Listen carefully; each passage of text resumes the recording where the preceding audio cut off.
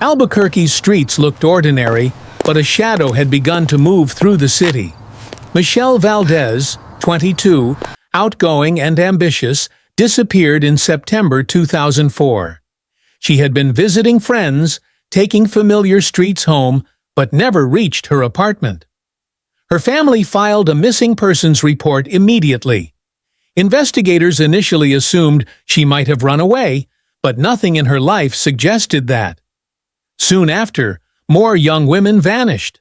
Maria Elena Chavez, 19, was last seen walking home from work.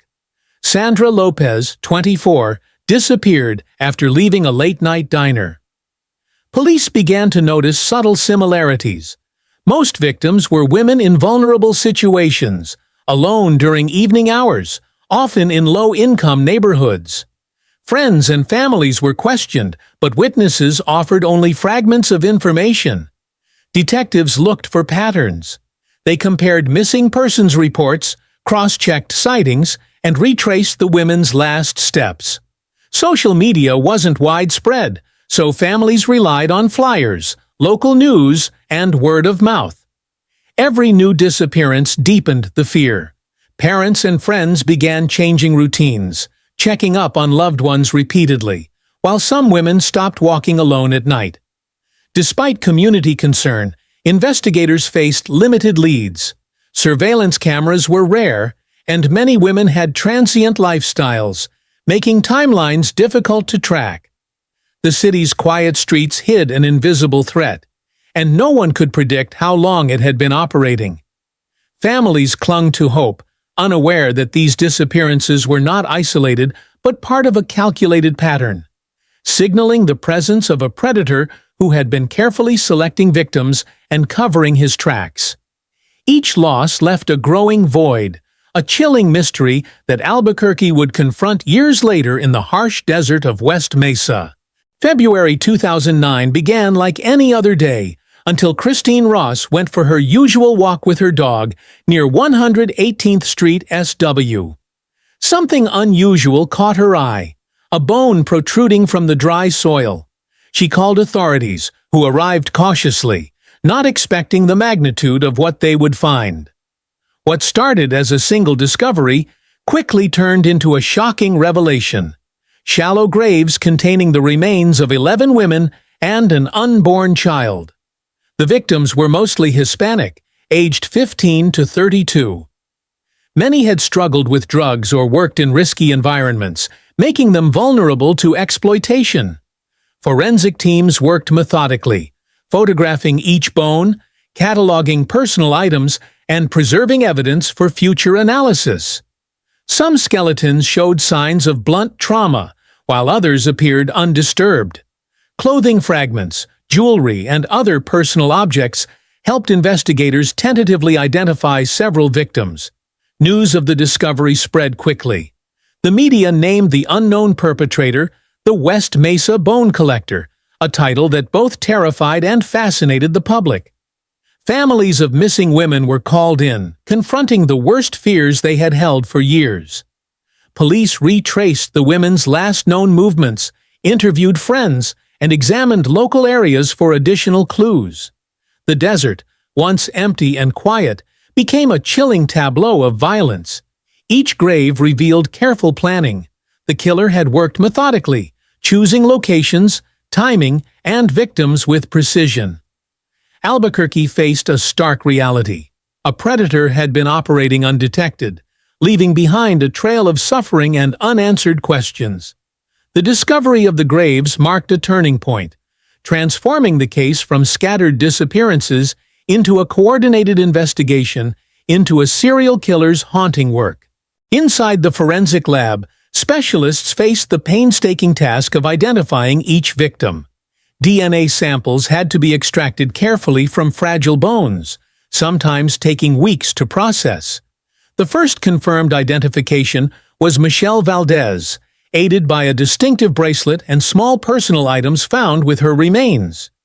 Victoria Chavez, 26, was next, identified through dental records. Slowly, the names of the victims were matched to the skeletal remains, one by one. Forensic anthropologists measured bones, estimating ages, heights, and in some cases, signs of trauma. Some women had injuries suggesting assault. Others bore no visible marks, leaving investigators to rely on contextual clues and personal belongings for insight. Each identification was a small victory, providing families with clarity but also revealing the scope of the killer's work.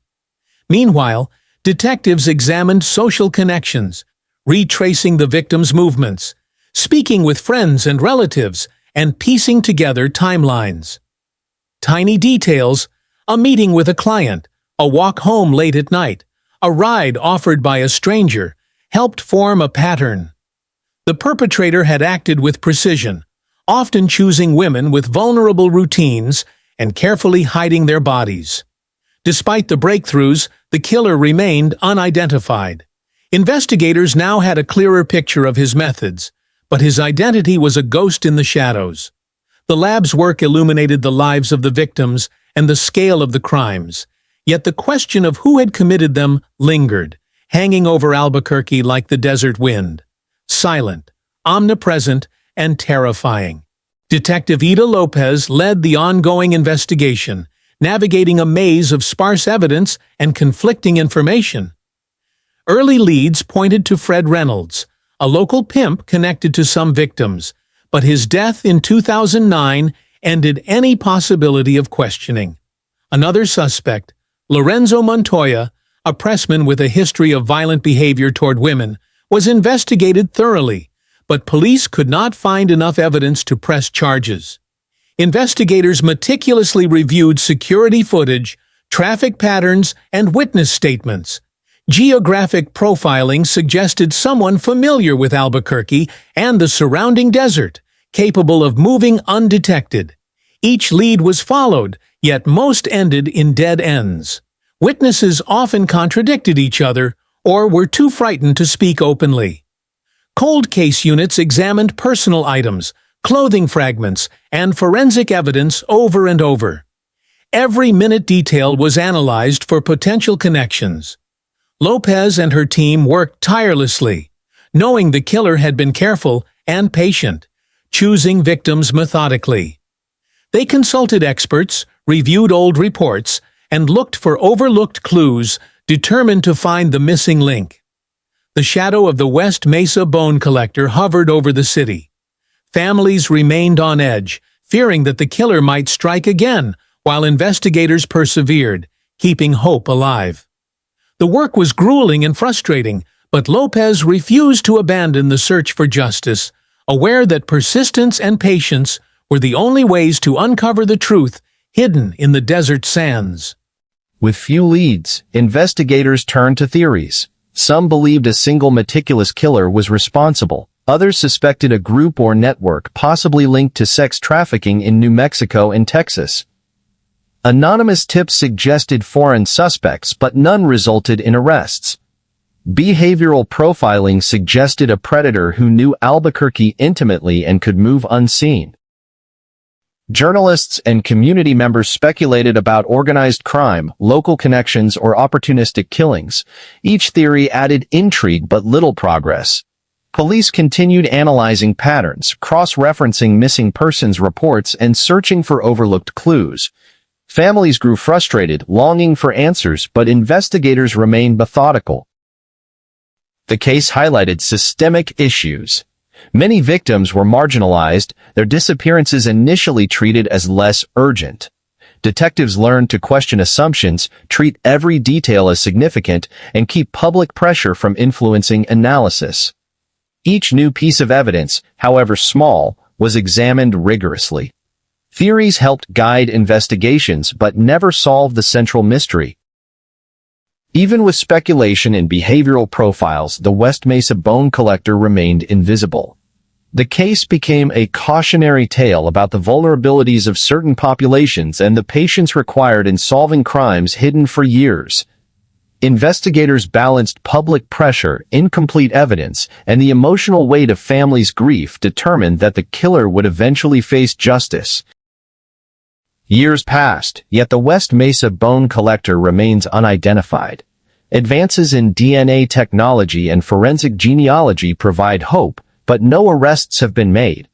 Cold case units continue to review evidence, test old leads, and revisit patterns. Families of the victims work to keep their loved ones remembered, advocating for renewed attention to the case and for the killer's capture. Memorials honor the women, reminding the community of their lives and the tragedy of their loss. Public awareness campaigns highlight the dangers faced by vulnerable populations, and investigators maintain focus on every detail.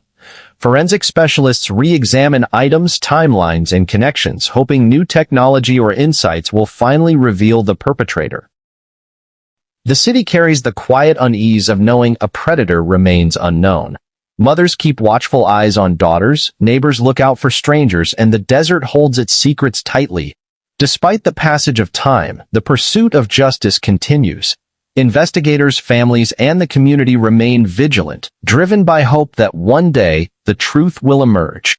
The West Mesa Bone Collector case serves as a haunting reminder that even the most calculated crimes leave traces, and those traces, no matter how small, may eventually lead to answers.